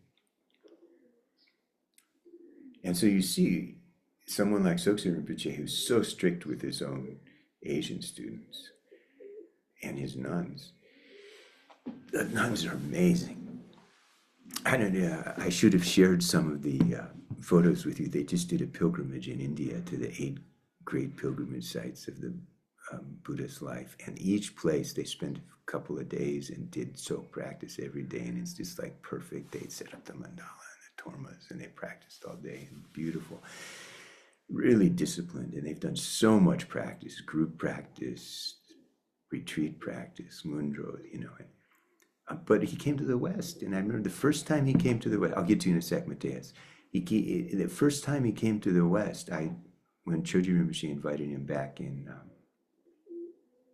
91, in the first public teaching, he taught some Dzogchen meditation. Very simple general teaching, but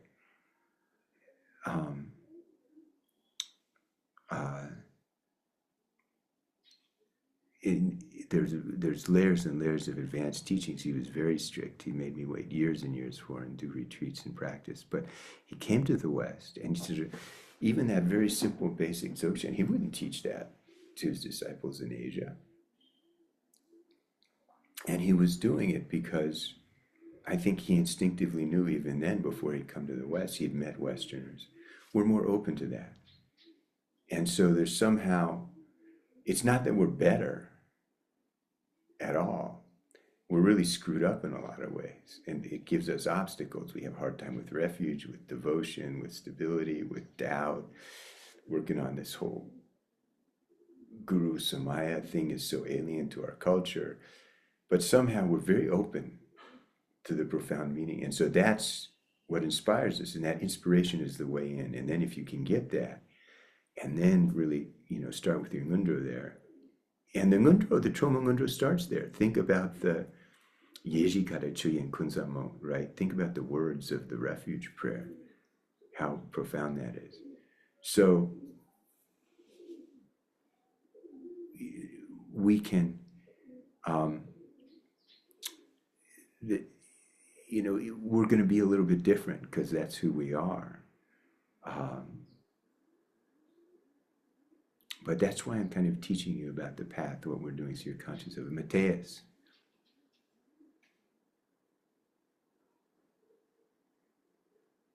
Hello, John. I just want to kind of confirm the name of the text from my Dudjom Rinpoche. It's like the self-radiance of indestructible awareness and emptiness, aspiration towards the meaning of indivisible ground, path, reaching the great perfection of Manjushri. That sounds like it, yeah. Okay, I just found it here on Lutzawa House. I just want to double check. If you look at the little bit at the end, that paragraph, there's a couple lines at the end. There's also a beautiful line in the prayer itself. It says, Lawa idmi chepe semgi-san. The secret of the mind is so easy, you can't believe it. Yeah, right? You can't trust it. Oh yeah, I found like the teachings of Samantha Brothers' wisdom mind will arise. I think that's the one you mentioned, right? Yeah. Mateos, could you put that in the chat? Yeah. The title? Yeah, I'll put the link. I just have to log into my computer. I'm on my phone, but I'll do that in a second. Yep. Yeah, whenever you have a chance, or email it or something. Thank you. My pleasure. Appreciate it. Thank you, Lamajo. That's also in the Chagdu Gompa compilation of translation, prayer trans. I think it's one of their compilations of prayer. So if you are practicing the path of skillful means, where you're doing the tsalung and the physical yogas, and you get to a certain point in that practice where you're practicing it seriously, you're not allowed to lose sexual fluids, male or female. And so the sexual fluids are called bodhicitta, right? So the essential drops at the top and bottom of the central channels are bodhicitta, right? That's the relative, that's the source of all the relative bindu drops in your channel system. That's what you got from your father and mother at birth, and they're being held separate, and that polarity is the energy that keeps you alive at either end of the central channel. When you die, they collapse together, right? That's bodhicitta. And all of those relative bindu drops gather around the energy, the vajra body, the various channels and wheels of channels, chakras throughout your body. Those are considered bodhicitta. And the physical fluids that are released in sex are considered to contain some of that essence, bodhicitta. That's all relative bodhicitta. The absolute bodhicitta is the primal knowing. So in the tsalung practices, you're working with the relative winds and channels and drops. In the Dzogchen point of view, you're working, whether it's Trekshur or Tova, you're working with the ultimate channel system, something different. And so that's why that's in there. So we're not really practicing that, but that's what that's referring to. And there are certain permitted circumstances for someone who practices that, where they're allowed to release it. Like if you have a Ngakpa lineage, a tantric lineage, and you want to make a kid to pass the lineage on to, you're allowed to release the fluids. There's 7 circumstances where you're allowed to release the fluids in the text. So this is something I was telling you. You start reading the commentaries on the tantras. It's unbelievably complicated in detail, just like the Vinaya has all these rules. There's just rules upon rules upon rules in certain contexts and presentations. But this is just a summary. So just so you know, and you understand, and you also understand what you've got. Like what you've got is really special. The THROMA cycle it's all the Dharma is wonderful. I'm not putting down any Dharma tradition but this lineage is alive, and many people will still get really enlightened, like really be able to get enlightened practicing this. And you all, through the various lamas you've received empowerment from and teaching from, have a really close, pure lineage. If you can do this in an authentic way, you don't need to be like, I wish I had that, I wish I had this, I wish I could do that. Just keep your eyes on that. You've got everything is there. It's fantastic. And the path of liberation is not, people, the path of skillful means is really sexy. People are, like, want to be able to do that. There was actually a little bit of tsalung that was part of the THROMA cycle in Tibet, because there was a practice to learn to make a vase and do the heat, and then you could live off of one little pill of tsampa. It was a chudlen, extracting the essence every day, so that you didn't need to eat food. And if you're a wandering chud practitioner in the mountains of Tibet, and you're going to spend years wandering around, that's important. Dudjom Rinpoche took it out. It's part of Dudjom Rinpoche's THROMA cycle. And when Dudjom Rinpoche came to India, he just left the text out of the compilation. And when I was a young monk on retreat at the caves at Sopema, I heard about this from some of the nuns who had studied with Degyo Rinpoche's lineage in Western Tibet and were still living up there. And so when I went to study the THROMA from Lama Chime, I asked him about that. And he was like, how did you hear about that? He said, Dudjom Rinpoche left that out for a reason. And then he said, years ago, I asked Dudjom Rinpoche for that same practice. And he said, it's not necessary anymore, it's a distraction. He said, just eat sampa and be happy. Now, Lama knew the tsalung. He had studied the whole Vajrakalaya cycle, and in Dudjom Tirsar, the most common tsalung that's practiced is part of the Vajrakalaya cycle. You don't have to. There's a whole path of liberation, Dzogchen said, of instructions for the Vajrakalaya. But the most extensive physical yogas are part of the Vajrakalaya cycle. It's not like Lama didn't learn that at some point in Tibet in the old days, but he asked, I want that from the THROMA, and he was like one of the main lineage holders for THROMA. And Dudjom Rinpoche said, I took that out for a reason. It's just a distraction, Eat sampa, you don't need to do essence extraction practices. So there was a time when the THROMA practitioners were these wild yogis in the most remote, rough and tough parts of Tibet. It's not that time anymore. But the practice was still revealed for us here and now. Okay, so it's time for me to stop. People are fading away. But I just wanted to make that point to you. That's why. So we are now at the end of the 5th root downfall. We've gone over that and we understand it. And let's dedicate the merit, okay? I think we're going to, let's dedicate the merit by saying the THROMA aspiration prayer together. So that starts on page, I think it's 21.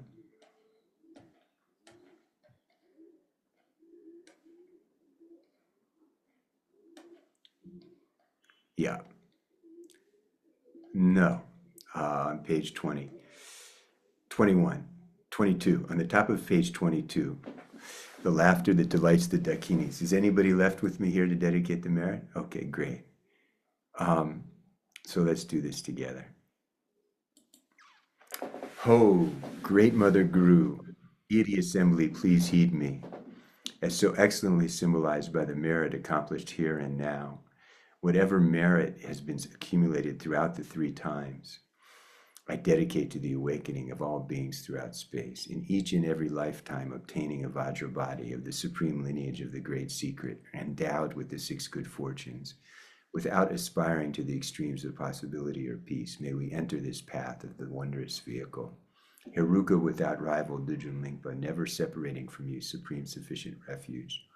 Primordially one taste within the self-aware nature, please plant realization within our hearts. Perfectly entering the unexcelled mandala of the 4 Vajras, ripening my mind stream with the ritual of the 4 empowerments. According to the renowned sacred commitments of the Vajra Dakinis, may I be able to protect them without fault. The primally complete creation stage of appearance and possibility rising up as the basis, and the naturally self-accomplished completion stage of spheres of luminosity. This supreme secret unity is the critical point of the Vajra summit. May I enjoy the treasury of the vastness of space as the path, loving to all without attachment to any, relying on and consuming great meat, the elixir of wisdom, wearing the regalia of disciplined conduct with song and dance and sexual delights. May I take cruel, raging, rushing, and jumping conduct to the limit, to be challenged by the impossible and cutting the bonds, reversing attachment from deep within, cutting the thread of subtle pride that is grasped onto us so precious. With the ultimate offering of my body and the Dharma, may I liberate gods, demons, and all sentient beings of appearance and possibility, and any and all deluded phenomenal appearances, exhausted into the inexpressible fertile expanse of the actual nature. In this very life, may I actually attain the magical Buddha body of primal knowing, the rainbow body free from obscuration. And if my enthusiasm and ability to become familiar and gain mastery is not adequate, if I don't reach the consummation of the path in this life, at the time of death, my meditative absorption persisting in the unwavering state of Buddha mind, may I pass on. Self-appearance, the assembly of heroes and dakinis, escorting me with music, song, and dance to the joyous, pure realm, unexcelled active space. May I meet the Lama, Lord of the family, the unobstructed aspect of appearance is the Heruka, the supreme skillful means. Great emptiness wisdom is the space of the wrathful mother, the queen of the fertile expanse. Their union is great bliss, primal knowing, pervading space. May we all achieve the unity of a victorious Vajra holder. So let's plan on gathering in a couple of weeks. Might not be a bad idea to listen to that one more time. There was just a lot of detail. And I'll see you in a couple of weeks. Love you all. Thank you, Lama John. Thank you. Thank you, Lama John.